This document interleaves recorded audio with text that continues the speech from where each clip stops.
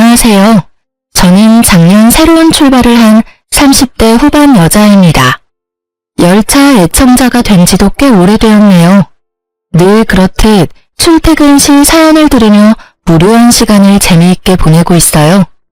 사연을 듣다 보니 작년에 제가 겪은 일도 들려드리고 싶어 사연을 보내봅니다. 남편과 저는 소개팅으로 만나 새싹이 돋아나던 봄의 연인으로 발전했어요. 반년 동안 뜨겁게 연애하던 저희는 동거하게 되었고 다시 돌아온 봄에 결혼을 하게 되었습니다. 남편과 저는 동거하던 집에서 신혼살림을 시작했어요. 모아둔 돈이 있긴 했지만 좀 더 모아서 가는 것이 여러모로 좋을 것 같았어요. 작은 원룸에서 시작한 신혼. 친구들은 저마다 한마디씩 했지만 저희는 행복했습니다. 여보, 어머님 우리랑 같이 살고 싶어하는 눈치시던데 어쩌면 좋아? 한두 번도 아니고 모른 척해. 우리 엄마 쉬운쉬엄마 아니야. 같이 살면 당신이 많이 힘들 거야. 그래도 될까? 그럼 정 안 되면 내가 나설 테니 너무 걱정하지 마. 하여튼 합가는 없어. 난 당신 고생시킬 생각도 없고 두 여자 사이에서 등 터질 생각도 없거든. 그럼 당신만 믿는다? 그래, 나만 믿어. 조금 많이 드센 어머님에게서 든든한 방패막이 되어주는 남편과 함께라면 원룸이 아니라 서울역에서 노숙을 해도 행복할 것 같았어요. 하지만 저에 대한 어머님의 집착은 심해졌고 저는 지쳐갔어요.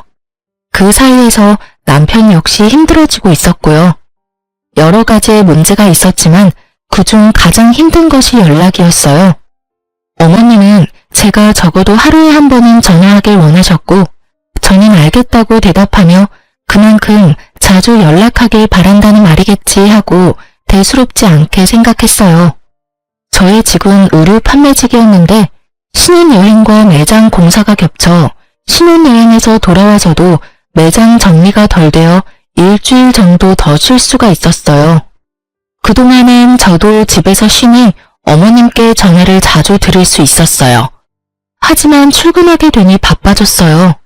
거기에다 저는 매장 매니저였기에 할 일이 더 많았어요. 그래도 잊지 않고 연락드리려고 노력했어요. 남편이 5살 때 남편의 부모님은 이혼하셨고 어머님은 어린 남편을 혼자 키우느라 고생을 많이 하셨다고 들었던 터라 더 노력했어요. 하지만 새 단장을 한 매장은 일이 넘쳐났고 저는 일에 치여 연락드리는 것을 깜빡하고야 말았어요. 다음날 출근을 하는데 문득 어머님 생각이나 전화를 드렸더니 전화 연결이 되지 않더라고요. 전 이상했지만 출근길이었던 터라 금세 잊었어요. 그날 저녁 퇴근을 하고 돌아온 남편이 곤란하다는 듯 저에게 물어오더라고요. 여보, 혹시 어제 엄마한테 전화 못했어? 나 어제 진짜 바빴어. 당신도 알지? 요즘 우리 매장 일 진짜 많은 거. 그래서 깜빡했지 뭐야? 근데 당신 어떻게 알았어? 엄마한테 전화 왔더라고.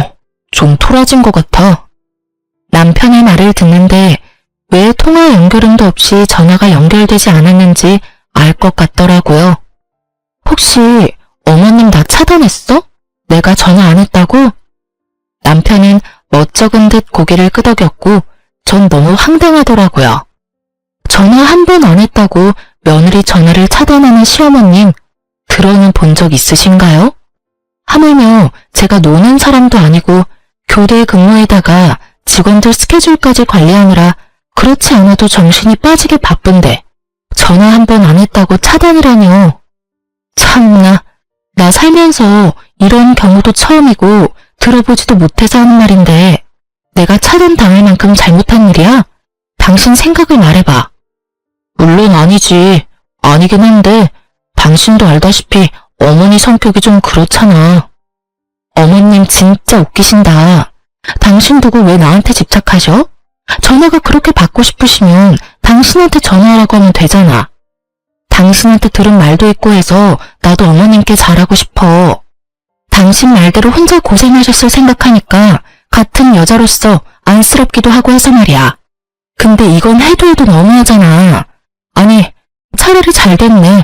할 말도 없는데 매일같이 전화해야 되는 거 힘들었어, 나도. 어차피 차단당한 거 나도 앞으로는 연락 안 할 거라고. 너무 흥분하지 말고 당신이 조금만 마음 넓게 써주면 안 될까? 한평생 딸 가진 친구들 보면서 부러워만 하다가 당신같이 예쁘고 착한 며느리가 생기니까 딸 같아서 친하게 지내고 싶었나 봐. 통화도 자주 하고 수다도 떨고 말이야. 딸? 당신 말 한 번 잘했다. 나 우리 엄마한테도 일주일에 한 번 전화해. 우리 엄마라고 나랑 통화 안 하고 싶겠어? 자기랑 통화할 시간에 좀 더 쉬라고.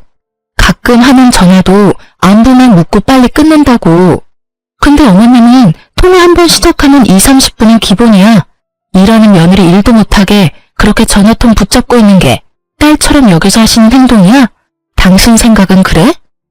아니지. 미안해, 여보. 내가 이렇게 사과할 테니까 마음 좀 풀자, 응? 내가 앞으로 더 잘할게. 그러니까 마음 풀고 어머니한테 같이 가주기만 하면 안 될까? 그냥 같이 가주기만 하면 돼. 나머진 내가 알아서 할게. 뭐? 왜? 어머님이 무릎 꿇고 빌기라도 하래? 그게 아니라... 남편은 우물쭈물 말끝을 흐리더라고요. 전 그런 남편의 부탁을 무시했고 남편은 애걸복걸을 해댔습니다. 결국 전 백기를 들었어요. 알고 보니 결혼 후 제가 시어머님과 일에 치여 정신없는 동안 남편이 혼자 저희 부모님을 모시고 점심도 대접하고 용돈도 드리고 심지어 저도 깜빡한 부모님의 결혼기념일에 꽃바구니까지 보냈다고 하더라고요. 그 말을 엄마에게 전해 듣는데 그깟 사과 눈 꼭 감고 한번 하자 싶었어요. 그 흔한 공치사 한 번 없이 묵묵히 친정에 저보다 더 신경을 써준 남편인데 뭔들 못하겠냐 이런 생각이 컸어요. 거기에다 남편이 같이 가기만 하면 알아서 다 한다니 그 말을 믿어보기로 했죠. 전 주말에 연차를 내고 시댁으로 향했어요. 어머니, 저희 왔어요. 이 사람 원래 주말엔 못 쉬는데 오늘 어머니한테 온다고 연차까지 썼어요. 요즘 이런 며느리가 어디 있어? 그렇지 않아요, 어머니? 남편이 너스레를 떨며 분위기를 풀어보려 했지만 어머님은 눈길도 주지 않더라고요. 제 상식으로는 도저히 이해할 수 없었지만 이런 일로 이혼할 수도 없는 노릇이니 제가 먼저 입을 열었습니다. 어머님, 마음 푸세요. 매장도 넓힌 데다가 직원까지 더 많아져서 제가 정신이 없었어요. 남들이 들으면 하루 종일 일만 하는 줄 알겠다. 퇴근 안 하니? 퇴근하고 전화하면 되지. 그럴 정신도 없으면 일은 어떻게 하니? 어머니, 이 사람 퇴근하고 집에 와서도 저 저녁 차려주고 바로 일한다고 바빠요. 어제도 여기 온다고 새벽까지 일 마무리하고 아침 일찍 매장 들려서 정리해놓고 왔다고요. 어이구 참, 세상 일은 너 혼자 다 하는구나. 그래봤자 쥐꼬리 같은 월급 받으면서. 쥐꼬리라뇨. 이 사람이 저보다 더 많이 벌어요 이제. 뭐? 그깟 옷가게에서 그렇게나 번다는 말이야? 평소 알게 모르게 제 직업을 깔보던 어머님은 꽤 놀란 눈치였어요. 그런 어머님의 분위기를 읽은 남편은 이때다 싶은지 쉬지 않고 말을 쏟아냈어요. 그깟이 아니에요. 그래도 이름 있는 브랜드라고요. 그것도 그렇고 이 사람 그냥 직원이 아니라 매니저, 그러니까 관리직 같은 거라 성과 보수도 있어서 어떤 달은 저보다 더 벌 때도 있어요.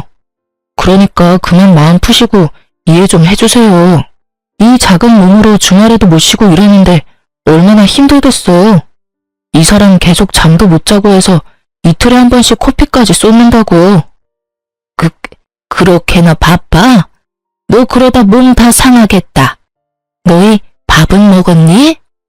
사실 코피까지 쏟진 않았는데 목에 핏대까지 세워대며 말하는 남편을 보며 어머님은 마음이 풀리셨는지 밥까지 차려주시더라고요. 물론 차단도 푸셨고요. 그리고 앞으로 바쁘면 굳이 하루에 한 번씩 연락하지 않아도 된다는 말까지 들었어요. 중간 역할을 톡톡히 해준 남편이 얼마나 듬직하던지.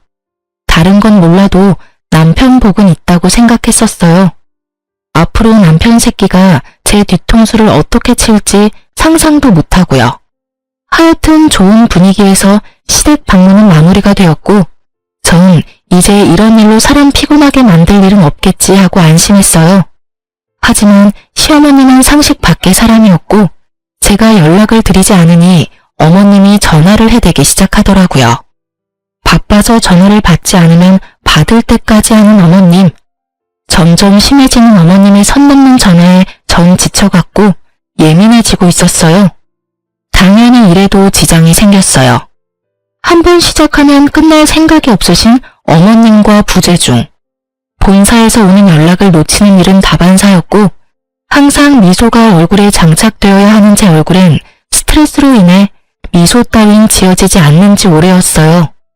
일이 이렇게 되니 더는 참아선 안 되겠더라고요. 그래서 전 남편을 붙잡고 얘기를 했어요. 여보, 나 진짜 미치겠어, 어머님 때문에. 또 왜?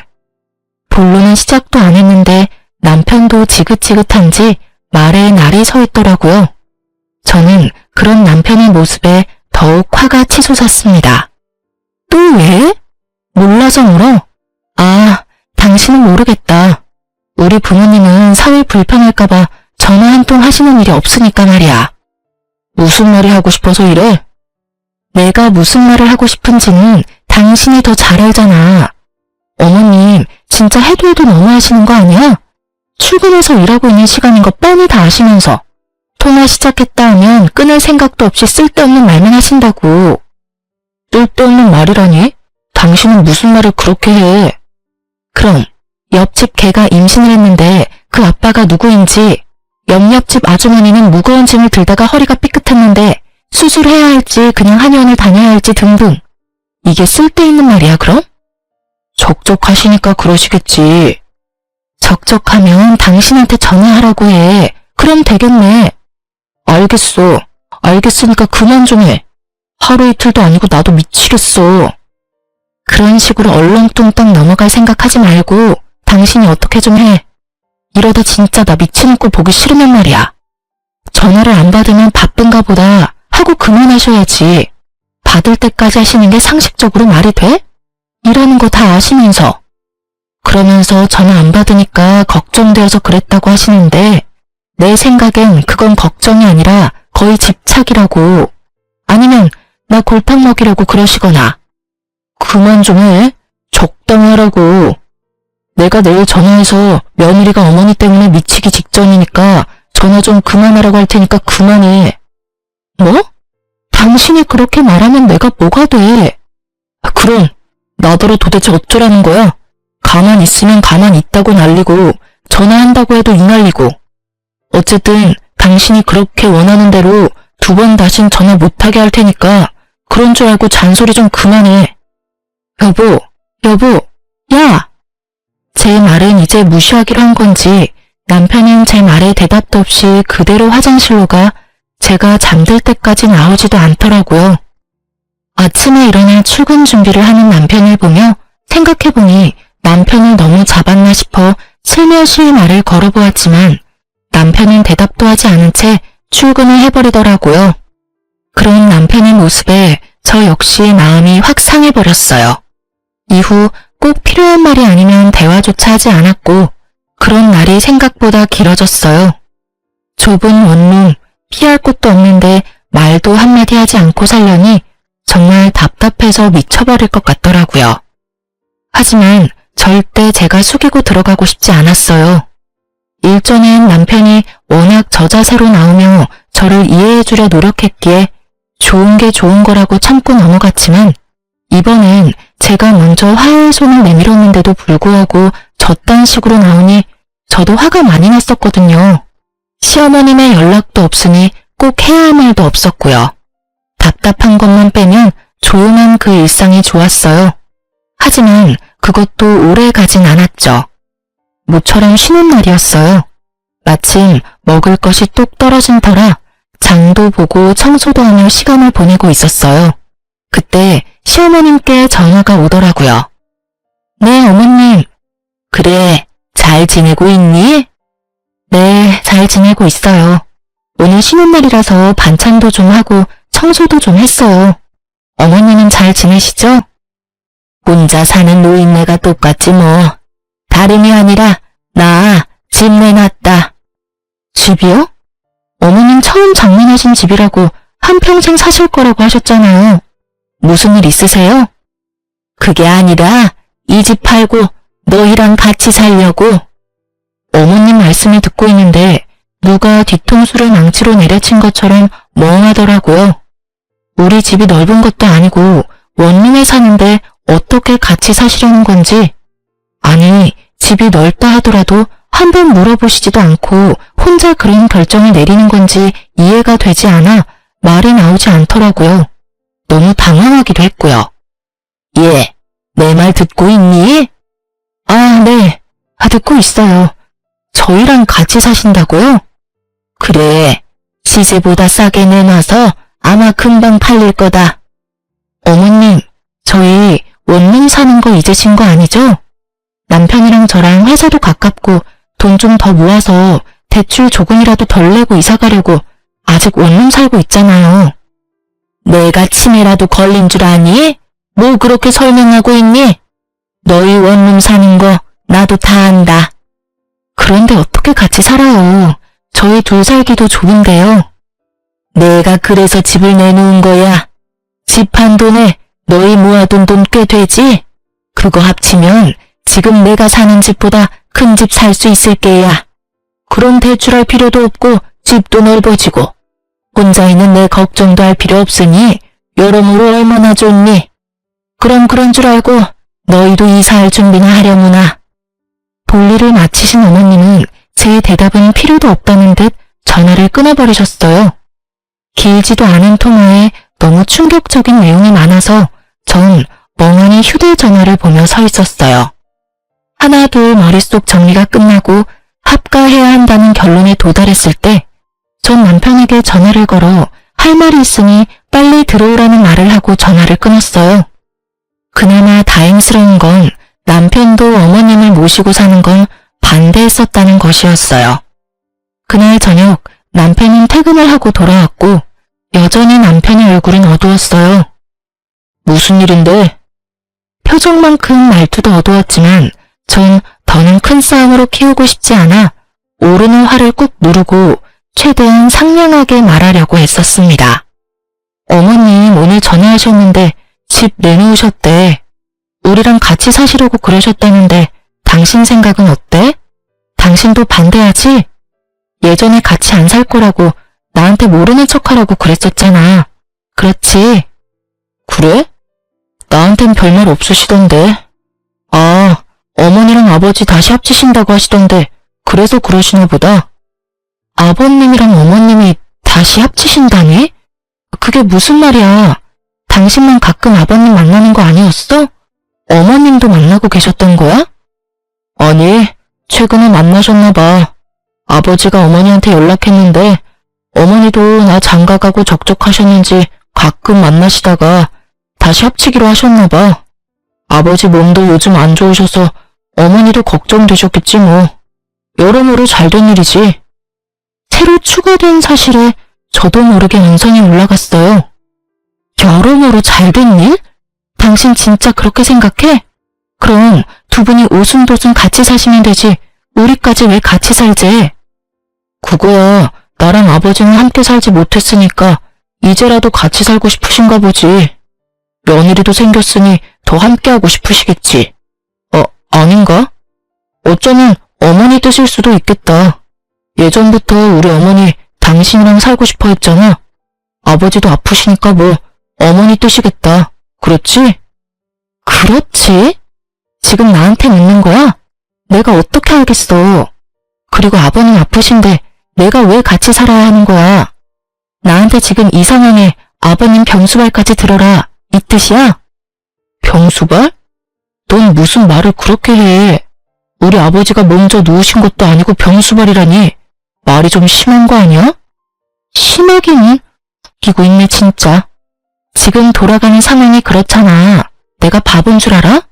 갑자기 등장한 아버님은 아프시고 갑자기 집을 파신다는 어머님은 한마디 묻지도 따지지도 않고 같이 살자 통보하고 끊으시고 이런 상황에서 내가 어떤 생각을 할 수 있는데? 당신이 입장 바꿔서 생각해봐. 다른 생각이 드는지 말이야. 꼭 그렇게 따지고 들어야겠어? 당신 말대로 그렇다고 치자. 그러면 좀 모시고 살아주면 되잖아. 부모님이 한평생 사는 것도 아니고 기껏해야 몇 년 모시고 다시 분가하면 되지. 그것도 못해줘? 나랑 아버지 30년 가까이 떨어져 살다가 이제 다시 같이 살게 됐어. 그럼 나랑 아버지가 넌 불쌍하지도 않아? 심지어 아프시다잖아. 이런 상황에 넌 안쓰러운 마음보다 병수발 들 걱정이 앞서는 거야? 너 이런 사람이었어? 왜 이렇게 이기적이야? 당신 무슨 말을 그렇게 해? 지금 이기적인 사람이 누군데? 애초에 어머님 모시지 말자고 했던 사람은 당신이었어. 잊었어? 그리고 지금 당신이 나한테 큰 소리 내면서 화낼 상황이야?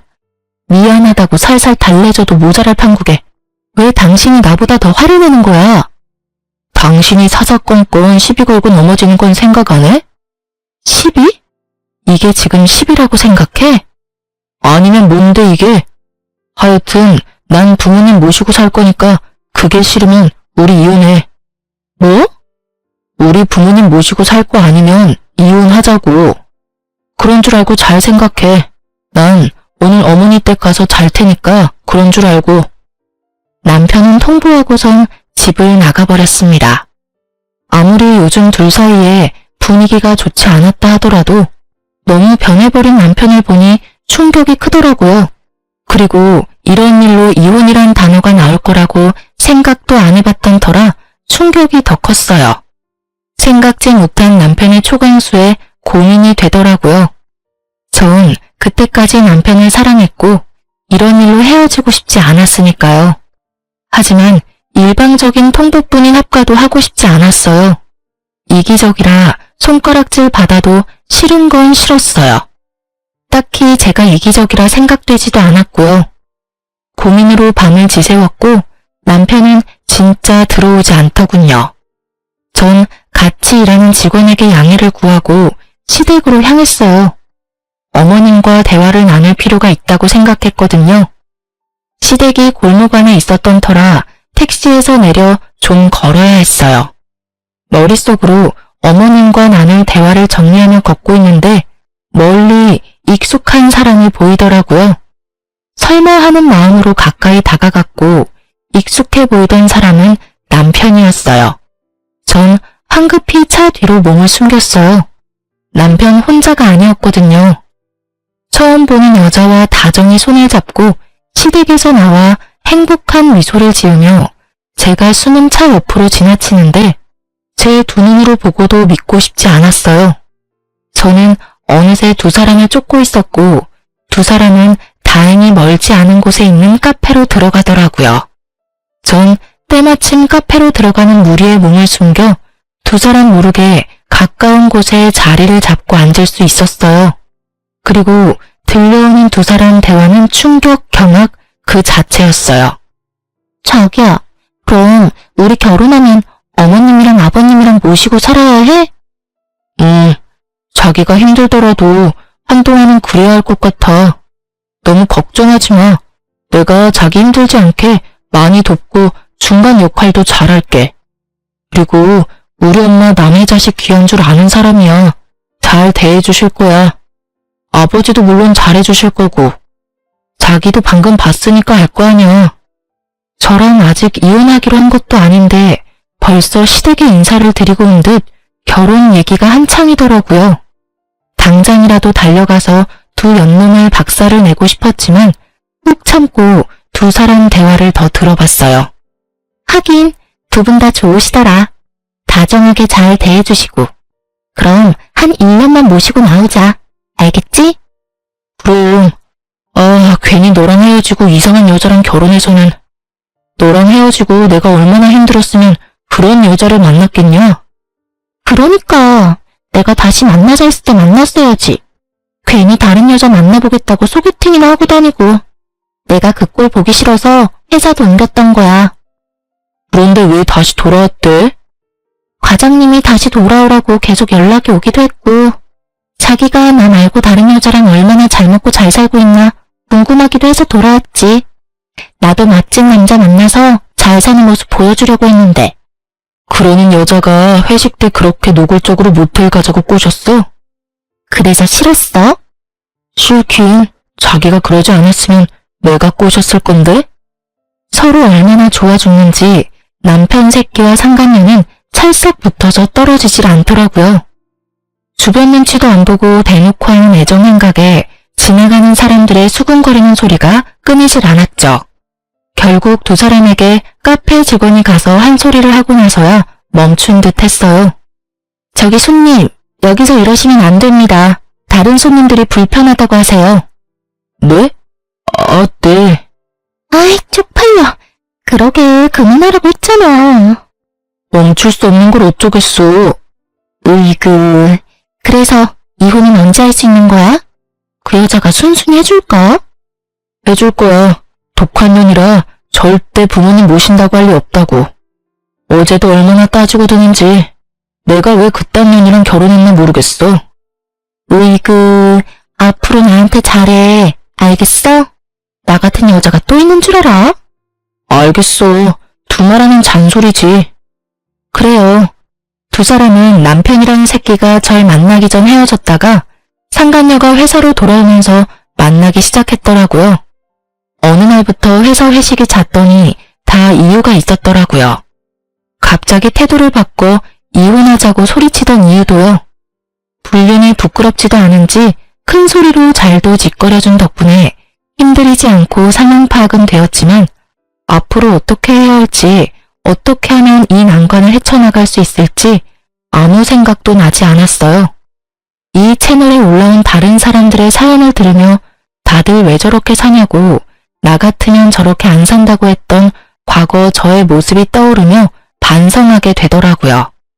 그러면서도 전 애청자답게 그간 들어왔던 통쾌했던 복수를 떠올리며 저의 복수를 계획했어요.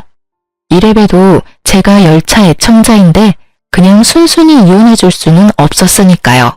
그날 밤 집으로 돌아온 남편 새끼에게 말했어요. 이혼하자. 정말? 나랑 이혼할 수 있겠어? 그깟 이혼하면 되지. 뭐 큰일이라고. 그리고 당신이 이혼하자고 해놓고 왜 그렇게 놀라? 왜? 하기 싫어? 아니, 난 당신이 이렇게 쉽게 이혼한다고 할 줄 몰랐지. 누가 그래? 쉬웠다고. 나도 쉽지 않았어. 하지만 어쩌겠어? 난 합가할 생각이 없고 당신은 죽어도 합가를 하겠다는데. 남들이 들으면 그깟 문제로 무슨 이혼까지 한다고 할 수도 있지만 우리한텐 그깟 문제가 아니니까 어쩔 수 없지. 그래. 그러면 법원은 언제 가지? 서류 여기. 내가 다 적어뒀으니까 당신은 도장만 찍으면 돼. 오늘은 여기서 자고 내일 일찍 법원 가자. 당신이 침대에서 자. 난 일이 바빠서 오늘도 밤새야 할 것 같아. 오, 알겠어. 아, 그리고 이거 기억하지? 남편은 제 손에 들린 종이 한 장을 보더니 얼굴이 새파랗게 변하더군요. 이거 그냥 장난 같은 거였잖아. 장난? 넌 5천만 원이 장난이야? 남편은 저와 결혼한 지 얼마 되지 않았을 때 비트코인으로 돈을 날렸고 제가 그걸 메꿔준 적이 있었어요. 그땐 장난처럼 썼던 각서 한 장이 이렇게 쓰일지 몰랐지만 결과적으로는 천만다행이지 뭐예요. 여기 이런 내용이 있어. 만약 우리가 이혼하게 될 시 을은 갑에게 빌렸던 5천만 원을 일시불로 상환하고 이자 역시 일시불로 상환한다. 이자는 이금융 최고 이자로 계산하고 기간은 빌려준 시점부터 돈을 완납하는 시점까지로 한다. 그러니까 잘 계산해서 통장으로 입금해. 내일까지 입금 안 되면 고소할 테니까 그렇게 알고. 그러면 먼저 자. 난 씻고 일할 테니까. 전 혹시나 개거품 물고 달려들 수도 있는 남편을 피해 화장실로 대피했고 밖에서 어떤 소리가 들려와도 절대 나가지 않았어요. 몇 시간이나 흘렀을까요? 어떤 인기척도 들리지 않아 나가보았더니 속편히 자고 있더라고요. 그런 남편 새끼의 휴대전화를 뒤져보았어요. 그 멍청한 놈은 그 흔한 패턴도 해놓지 않았고 상간녀와 나눈 대화도 지우지 않았더라고요. 심지어 사진까지 있었어요. 그 멍청함이 얼마나 고맙던지. 전 외도 증거들을 손쉽게 손에 넣었고 다음날 아침 이혼할 생각에 들뜬 남편에게 또 한 번 먹일 수 있었어요. 이제 갈까? 근데 당신 대출은 얼마까지 돼? 내 대출은 갑자기 왜? 당신이 나한테 위자료 줘야 할 텐데 빌린 돈도 있고 하니까 아무래도 대출 한도에 간당간당할 것 같아서 그러지. 내가 당신한테 위자료는 왜 줘? 당신 바람 피운 거 나 다 알고 있어. 증거도 다 있으니까 발뺌할 생각 같은 거 하지 말고. 난 택시 타고 법원 갈 테니까 당신은 차 끌고 오든가 알아서 해. 오면서 대출도 좀 알아보고. 그럼 이따가 봐. 야, 잠시만. 내가 그럴 돈이 어딨어. 그래도 양심은 있네. 바람 피운 건 부정 안 하는 거 보니까. 아, 맞다. 그리고 나 상간녀 소송도 할 거니까 그년한테도 좀 전해줘. 돈 준비하라고. 알겠지? 그럼 나 먼저 간다. 제 뒤통수에 대고 욕을 어찌나 하는지. 그 욕을 다 들으면서 집에서 나오는데 화는커녕 웃음이 터져나왔어요. 어찌나 통쾌하던지. 여기서 복수가 끝이냐고요? 그럴 리가요. 제가 여기 애청자인데 이깟 위자료 좀 뜯어냈다고 통쾌하겠으며 복수가 될까요? 제 복수는 이제부터 시작이었어요. 저의 계획대로 이혼은 잘 진행되었고 빌려주었던 돈과 더불어 위자료도 다 받았어요. 돈을 뜯긴 상간녀는 아직도 정신을 못 차리고 전 남편과 결혼하더라고요. 그 한치 앞도 보지 못하고 사랑 타령이나 해대는 것이 얼마나 고맙던지 눈물이 다 나더라고요. 빚쟁이 남편의 집착이 광층에 가까운 시모에 몸 아픈 시부까지. 지옥으로 가는 KTX를 탄 상간녀의 앞날은 보지 않아도 뻔했어요. 전 서두르지 않고 때를 기다렸습니다. 그리고 생각보다 빨리 그때가 왔어요. 두 사람이 결혼식을 하고 한 달이나 지났을까요? 전 남편한테 전화가 왔더라고요. 아직도 그날의 그 기쁨이 잊히지 않아요. 전 전화를 받았고 전 남편과 만나기로 했어요. 제가 상간녀의 존재를 처음 알았던 그 카페에서요. 오랜만이야. 많이 수척해진 전 남편은 저를 보며 드라마 남자 주인공 눈가를 하며 안부를 물어왔어요. 우리가 안부나 주고받을 사이는 아니잖아. 무슨 일이야? 본론만 말해. 그냥 요즘 힘들어서 당신 생각이 났어. 많이 보고 싶었어. 왜? 재혼 생활이 생각처럼 즐겁지 않은가 봐. 아, 힘들어 죽겠어. 어머니는 어머니대로 집사람한테 전화해야 되고 아버지는 반찬 타령, 청소 트집에 하다못해 빨래 개는 것까지 트집을 잡으시니까 집사람은 집사람대로 힘들고 나는 집사람 비위 맞춘다고 힘들고 어머니는 어떻게 해보겠는데 아버지는 편찮으시니까 엄청 예민하셔서 뭐라고 말도 못 꺼내겠어. 하루하루 미쳐버리겠어 아주. 하소연이나 하려고 나 불렀니? 나 바쁜 거 몰라? 꼭 그렇다기보단 아까 말했듯이 보고 싶어서. 그래서 하는 말인데 우리 다시 시작하면 안 될까? 나 정말 후회 많이 하고 있어. 내가 미쳤었나 봐. 어쩌다 그 여우 같은 거한테 홀려서 당신만한 여자가 또 어디 있다고. 내가 진짜 앞으로 잘할 테니까 한 번만 나 용서해주면 안 될까? 그러니까 당신 말은 그 여자랑 이혼하고 다시 나랑 결혼을 하겠다고? 나한테 바람 피운 남편도 모자라 시어머님의 시아버님까지 모시고 살아라 이거야? 아니지. 당신만 돌아온다고 하면 내가 이혼하고 분가도 하지. 당신이 부모님하고 연 끊으라고 하면 연도 끊을 수 있어. 뭐든 다 할 수 있다고. 너 진짜 상당한 쓰레기구나. 뭐? 내가 너 바람 피운 거 바로 여기 이 자리에서 알았어. 그때 네가 한 말 아직도 기억해놔. 나 같은 여자 만난 거 후회한다고, 미쳤었다고. 앞으로 정말 잘할 거라고 그렇게 얘기했었지. 이 말 어디서 많이 들은 말 같지 않아? 어? 그게 말이지. 방금 네가 나한테 한 말이랑 똑같아도 어쩜 그렇게 똑같니? 조그만 양심이라도 있다면 대사라도 바꾸지 그랬어? 하긴 양심이란 게 있는 사람이면 지금 내 앞에서 그딴 개소리나 짓거리는 일은 없었겠지. 아니 애초에 바람 같은 걸 피지도 않았겠지. 뭐? 개소리? 너 말 다 했냐? 난 말 다 했는데 넌 덜 했냐? 설사 그렇다고 한들 난 더 듣고 싶지 않으니까 먼저 일어나 볼게. 그리고 이런 일로 다시는 연락하지 마. 나 너 목소리 듣는 것도 역겨워. 알겠어? 전 분노로 곧 죽을 듯한 전 남편을 뒤로 한 채 카페로 나왔어요. 야, 네 전 남편 곧 죽겠던데 몰골이 저승사자랑 하이파이브하고도 남을 것 같았어. 자기 무덤 자기가 팠지 뭐. 사진은? 잘 찍었어? 당연하지. 너한테 보냈어. 확인해봐. 친구가 보내는 사진은 제법 다정하게 마주 앉은 전 남편과 제가 있더라고요. 네, 그렇습니다. 전 이 사진을 위해 오늘 전 남편을 만나러 나왔습니다. 친구에게 받은 사진을 전 상간녀에게 보내버렸고 사이가 심하게 나빠졌는지 전 남편이 제가 전화를 받지 않으니 정성스럽게 음성을 남겼더라고요. 야, 이 미친년아, 그딴 사진을 보내? 너 제정신이야?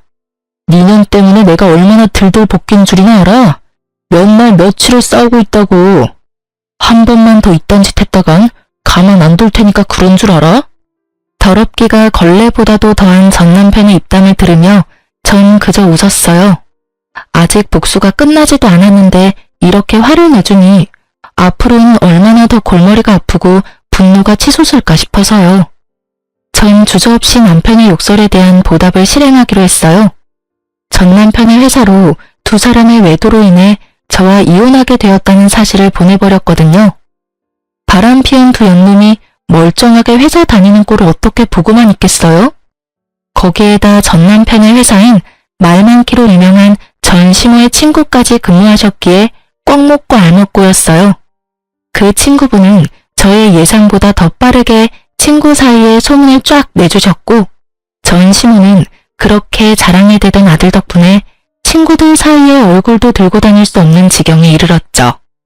모든 복수가 끝나 상쾌했고 통쾌한 하루하루를 보내던 어느 날 짐덩어리들을 떠안은 것도 모자라 남편의 바람까지 의심되는 상황에서 회사마저 잘려버린 상간녀가 눈이 돈채로 매장으로 찾아왔더라고요. 심상치 않은 상간녀의 모습에 저는 상간녀를 질질 끌어 매장에서 벗어났어요. 나? 이거 나! 여기 놨다. 어쩔 건데? 왜 찾아와서 이 난리야? 너 미쳤어? 회사까지 그런 걸 보내면 어쩌자는 거야? 원하는 대로 위자료 다 줬으면 됐잖아. 누가 그래? 내가 원하는 게 위자료가 끝이라고. 한 회사에서 유부남이랑 놀아날 때는 이 정도는 각오하고 맞는 거 아니었어? 머리가 나쁜 거야? 생각이 없는 거야? 뭐? 이거 진짜 미친년이네? 야, 미친년은 너지. 유부남한테 미쳐가지고 남의 가정은 다 망쳐놓은 주제에 사과 한마디 없더니 뻔뻔하게 여기가 어디라고 찾아와서 이 난리야? 왜? 막상 가져보니 상상과는 달라도 너무 달랐나 봐. 네가 한 짓이 있는데 결혼만 하면 행복할 줄 알았니? 생각이 없어? 하긴 생각이 없으니까 그딴 짓을 하고 행복하길 바랬겠지. 뭐 말 다 했어? 얼굴이 터질 듯이 붉어진 상간녀는 급기야 제 뺨을 때리더니 머리채를 잡고 휘두르기 시작했어요. 저 역시 가만히 있을 수는 없었어요. 단연간 의류박스를 옮기며 차곡차곡 정립했던 팔뚝 힘을 쓸 때가 왔고 전 아낌없이 그 힘을 사용했어요. 한 손으론 상간녀의 머리채를 한 움큼 잡아 흔들었고 한 손으론 주먹을 꽉 쥐고 마구 휘둘렀어요. 발도 쉬게 할 순 없어서 발길질도 좀 했네요. 얼마나 신나게 때렸는지 정신을 차려보니 상간녀가 벌벌 떨더라고요. 저도 얼굴 여기저기 긁히긴 했지만 저의 압도적인 승리인 건 확실했어요. 너 내가 가만 안 둘 거야. 경찰에 신고할 거라고.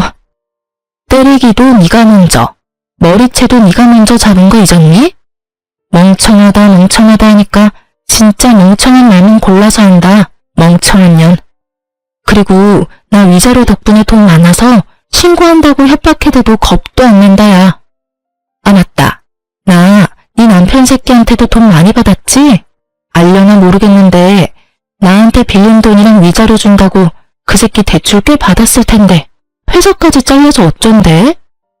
그래도 뭐 두 사람 아직 젊으니까 어떻게 해서든 헤쳐나가면 되겠지. 안 그래? 뭐? 대출? 그 인간 대출까지 있단 말이야? 어머, 몰랐니? 아마 한도 끝까지 받아서 나 줬을 텐데. 완전히 속았어. 이게 다 너 때문이야. 다 너 때문이라고. 내가 가만히 있을 줄 알아?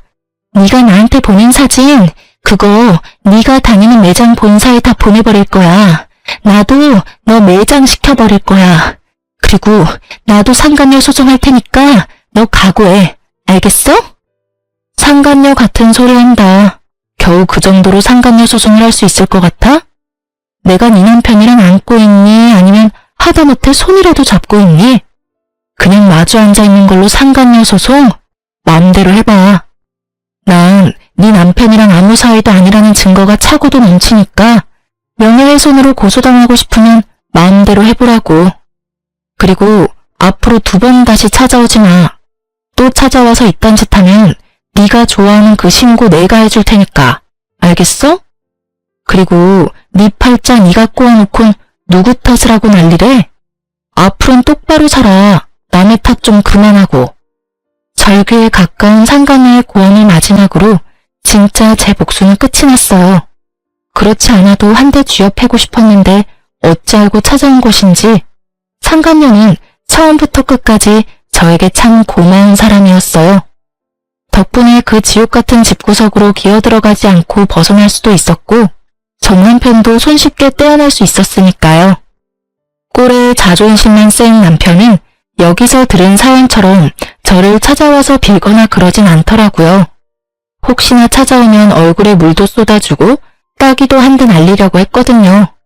물에 홀딱 젖은 그 꼴을 못 봐서 아쉬웠는데 전 남편은 더 비참한 꼴로 살고 있더라고요. 얼마나 더 저에게 통쾌함을 주려고 전 시무가 친절하게 연락을 해주더라고요. 자기 아들이 얼마나 비참한 꼴이 되었는지 알려주시더라고요. 이 나쁜 년아, 너 때문에 내 아들이 어떻게 됐는지 알아? 제가 어떻게 알겠어요. 전 이혼했는데요. 너 같은 년 때문에 내 아들이 알코올 중독자가 됐다고. 그 잘났던 내 아들이 니년 때문에 또 이혼당하고 취업은커녕 집구석에서 온종일 술만 퍼마시고 있다. 이제 속이 후련하니? 꼭 이렇게까지 했어야만 했어? 제가 했으면 뭘 얼마나 했다고 그러세요. 저도 저 나름대로 자제라는 걸 했다고요. 뭐? 자제? 회사로 불륜 증거까지 다 뿌려서 우리 아들 회사도 잘리게 만든 주제에 자제? 네, 자제요. 아줌마 아들이 미쳐버렸는지 저한테 입에 담지도 못할 쌍욕을 음성사서함에 남겨뒀더라고요. 휴대폰 들고 경찰서 가서 확 신고해버릴까 하다가 그간 살았던 정도 있어서 참아줬네요. 이 정도면 크게 자질한 걸 한 것 같은데 아줌마 생각은 어떠세요? 뭐? 아줌마? 이 인연이 드디어 미쳤구나. 그럼 이혼한 마당에 제가 예전처럼 어머님이라고 상냥하게 불러드릴 줄 아셨어요? 지금 제가 존댓말로 아줌마라고 하는 것도 저한테 고마운 줄 아세요, 아줌마. 뭐? 이 인연이 진짜. 너 지금 어디야? 내가 당장 찾아가서 이년 머리채를 다 뽑아줄 테니. 아, 그냥 제가 가드리죠 뭐. 머리채 다 뽑히러 가는 대신 바로 경찰에 신고할 테니 그런 줄 아시고 뽑으세요. 그리고 합의는 없다는 것도 잘 기억하시고요. 어때요? 이래도 제가 보고 싶으세요? 이 천하의 못된 년 같으니라고. 그리고 아까부터 자꾸 년년 그러시는데 욕설도 신고할 수 있는 거 아시죠? 그래서 하는 말인데 이것도 다 녹음 중이에요, 아줌마. 아들이랑 한 묶음에 엮여서 경찰 신고하기 전에 욕은 그만하고 전화 끊으세요. 남은 여생 아주 편안하게 감방에서 사시기 싫으시면 2번 다시 전화도 하지 마시고요. 아시겠어요? 협박에 겁이 나긴 했는지 그 뒤론 연락이 오는 일은 없었습니다. 우연히 전 남편 회사 동료에게 들었는데 전 남편은 전 10월 말처럼 취업은커녕 집구석에서 술만 퍼마시는 알코올 중독자가 되었고 그런 아들을 지켜보다 건강이 더 나빠져 이젠 거동조차 못하게 된 전 시부는 누워 지낸다고 해요. 그런 두 사람의 수발을 드느라 전 시부는 죽지 못해 사는 삶을 살고 있다고 하고요. 그리고 이혼을 한 상간녀는 취업이 안 돼 이런저런 알바를 전전하다 최근에 바에서 일하는 걸 봤다고 하네요. 남자 없이 못 살 것 같더니 딱 맞는 직장 얻어갔다고 했네요. 저의 이혼과 복수는 나름 통쾌하게 끝이 났어요. 그 덕분인지 전 하는 일마다 술술 풀리더라고요. 미소가 생명의 서비스직에 아주 큰 도움이 된 이혼이었어요. 저의 얼굴엔 미소가 떠나지 않았고 매장 매출도 어마어마했어요. 스트레스 받거나 신경 쓸 일이 없어 일에 매진했더니 제 앞날이 밝아지더라고요. 이제 곧 본사로 출근까지 하게 되었어요. 제가 계속 욕심냈던 서비스 교육팀장으로 승진 발령이 났거든요. 아, 그리고 저 드디어 제 집이 생긴답니다. 사실 남편과 사이가 좋지 않아 대화도 없을 무렵 그냥 넣어본 청약에 덜컥 당첨되어 버렸거든요.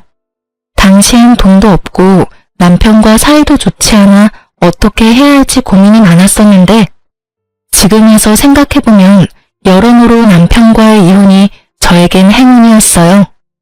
위자료 덕분에 대출 조금만 끼면 잔금도 걱정 없으니까요. 일도 다 잘 풀리고 본사 출근 전까지 여유가 생긴 전 부모님과 가까운 해외여행이라도 가보려고 합니다. 그 좁은 원룸에서 한 푼이라도 아껴보겠다고 그간 고생이 많았던 저를 위해 그리고 갑작스러운 저의 이혼으로 충격이 크셨던 부모님을 위해 그간 아껴왔던 돈 좀 쓰려고요. 이혼했던 당시 아빠가 했던 말이 아직 생각나네요. 나한테 네가 어떤 딸인데 감히? 너도 그래. 진작이 아빠한테 말했어야지. 아빠한테 말해 뭐해. 속만 더 상하지. 그땐 많이 속상하고 힘들었는데 이제 괜찮아요. 충분히 다 되돌려줬어. 네가 그렇게 생각한다면 됐어. 우리 공주 이제 새롭게 출발할 일만 남았네. 그러면 다 훌훌 털어내고 앞만 보며 나아가. 그깟 것들 욕하면서 이렇게 할 걸 저렇게 할 걸 후회하며 시간 낭비하지 말고 지나간 일은 보내주고 앞으로는 공주 생각만 하면서 즐겁게 즐기면서 살아. 그렇게 살아도 짧은 것이 인생이야. 알겠지? 아빠. 그래, 우리 공주는 꼭 행복할 거야. 꼭 그럴 거야. 아빠의 말씀에 마법이라도 걸려 있었던 것인지 전 요즘 행복해요.